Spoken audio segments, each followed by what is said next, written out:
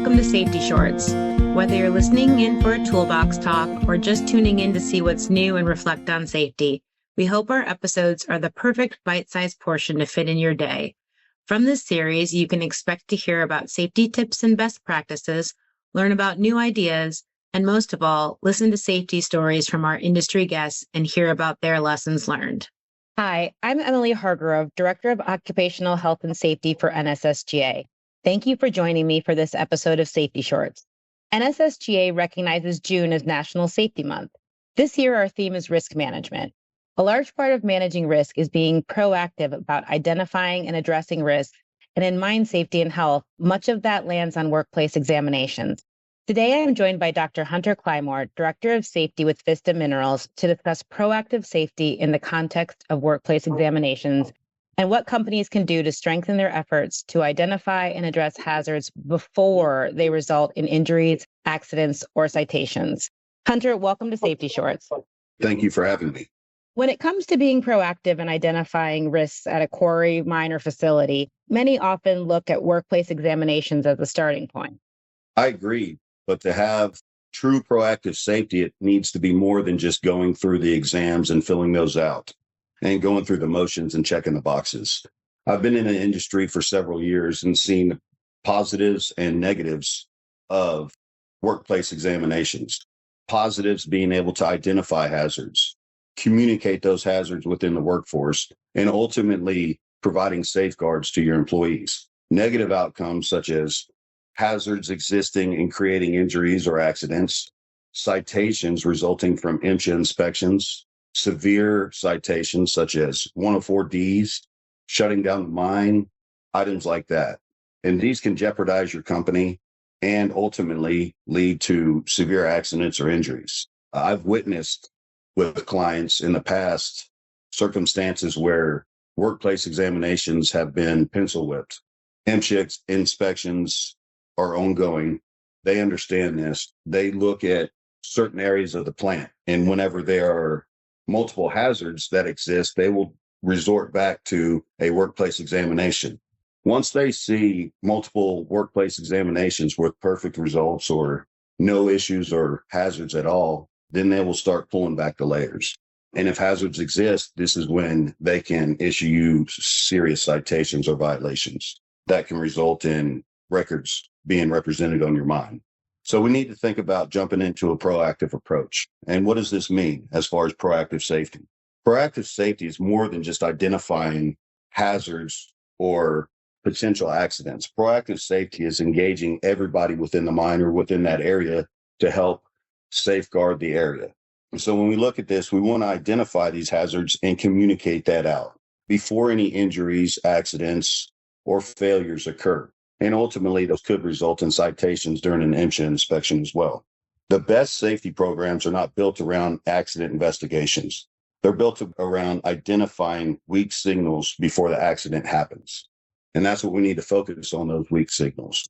You do workplace exams at the beginning of the day, but throughout the day, your workplace changes. These hazards can exist throughout the work. What's important is understanding the hazards and how those can change, and be cognizant of communicating those hazards throughout the workforce. So why thorough workplace exams are key to proactive safety is they help identify industrial challenges. These can be dynamic work environments, mobile equipment interactions, contractors, changing mine conditions, production pressure, fatigue and complacency, and the list goes on. Specifically in mining and aggregates, you have conditions that change daily. Hazards evolve continuously. Environmental conditions, production stability are some of the factors that are involved in the mining. So this is why we want to take a proactive approach and really try to predict what potential hazards might exist. You cannot change mining safety effectively with a static approach in a consistent changing environment. You must have a consistent finger on the pulse of safety. And this is why hazard recognition is important. Most serious incidents have warning signs before occurrences. This could be burn degradation, repeated violations, material buildup, reoccurring mobile equipment interactions, or maintenance delays. What about those listening right now who believe that they already have all of this in place? How do you recommend they measure their quote unquote success or the effectiveness of their workplace examination policies and culture? Building a proactive safety culture involves all assets. This is leadership and employee engagement. Leadership is key to proactive safety. Leadership must be visible out in the field. Employees notice where leaders spend their time. Safety cannot just exist in policies and meetings.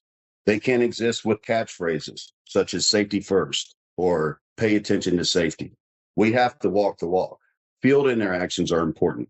Having leadership in the field, discussing items with employees shows engagement, attention, and commitment to safety.